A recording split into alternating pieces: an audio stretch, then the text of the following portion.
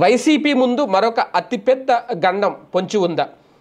రేపు బడ్జెట్ సమావేశాలకు, అసెంబ్లీలో జరగబోయే బడ్జెట్ సమావేశాలకు వైసీపీ కనుక హాజరు కాకపోతే ఖచ్చితంగా వాళ్ళ మీద వేటు పడుతోంది అంటూ స్పీకరే స్వయంగా ప్రకటన చేసేశారు. దీంతో ఇప్పుడు జగన్మోహన్ రెడ్డి ఏమో వాళ్ళకి సంబంధించి ప్రతిపక్ష హోదా ఇవ్వకపోతే అసలు వెళ్ళేదే లేదు, ససేమెరా అంటున్నారు. ఇటువంటి నేపథ్యంలో జగన్మోహన్ రెడ్డి ఎలాంటి నిర్ణయం తీసుకుంటారు అనేది ఒక చర్చనీయాంశంగా మారింది. ఎందుకంటే 11 మంది వైసీపీ ఎమ్మెల్యేలు కనుక 11 మంది హాజరు కాకపోతే మొత్తం వైసీపీ మీద నిజంగా వేటు పడితే మళ్ళీ ఉప ఎన్నికలు వస్తాయి ఆ 11 స్థానాల్లో అనేది. అది కనుక జరిగితే వైసీపీకి అతిపెద్ద ప్రమాదమే. ఈసారి ఆ 11 స్థానాలని మళ్ళీ దక్కించుకుంటుందా లేదా ఇదంతా మళ్ళీ సెకండరీ, అది పెద్ద సబ్జెక్ట్ అయిపోతుంది.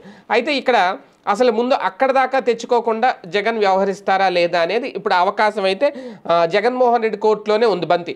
ఆయన వెళ్ళాలా లేదా, ఆయన నిర్ణయం తీసుకుంటే వెళ్ళిపోవచ్చు, కానీ ఆయనకు అవకాశం ఇవ్వరు, మాట్లాడడానికి మైక్ ఇవ్వరు అనేది. కానీ ప్రతిపక్ష నాయకుడు ఉంటేనే అక్కడ కౌంటర్ చేయడానికి వీలుంటుంది. ఒకవేళ జగన్ వెళ్లకుండా మిగిలిన 10 మంది ఎమ్మెల్యేలు వెళ్ళినా సరే అందులో ఎవరిని ప్రతిపక్ష నాయకుడిగా అక్కడ అంటే ఇస్తారు అనేది కూడా ఇక్కడ చాలా కీలకం. దీనికి సంబంధించి ఇప్పుడు అసెంబ్లీకి హాజరు కావాలా వద్దా అనే దాని మీదే ఇంకా ఒక అయోమయంలో ఉన్నారు. జగన్మోహన్ రెడ్డి గారు అయితే క్లారిటీగా చెప్పేశారు, ప్రతిపక్ష హోదా ఇస్తే మాత్రమే వెళ్తాము, లేదంటే వెళ్ళము అనేది చెప్పేశారు. కానీ స్పీకర్లు ఇద్దరు మాత్రం, డిప్యూటీ స్పీకర్ ఇద్దరు మాత్రం గట్టిగా ఉన్నారు.